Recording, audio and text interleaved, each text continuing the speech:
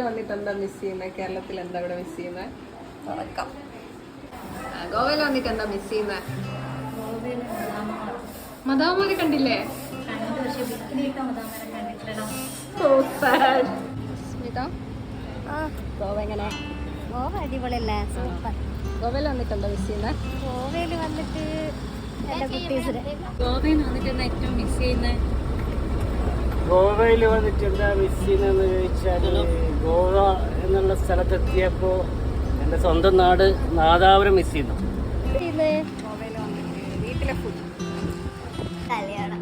കല്യാണയോ?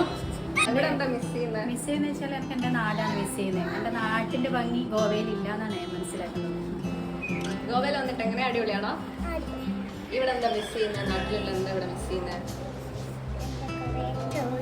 ഗോവ അടിപൊളിയാണോ? ഗോവ അടിപൊളിയായി. ഇവിടെ എന്താ മിസ് ചെയ്യുന്നത്? ഇവിടെ മിസ് ചെയ്യുന്നത് ഭർത്താവിനെ മത്സരത്തിന് കൂട്ടിയില്ല എന്നുള്ള ഒരു ഇതാണ്. കുട്ടി, ഗോവയിൽ വന്നിട്ട് എന്താ മിസ് ചെയ്യുന്നത്?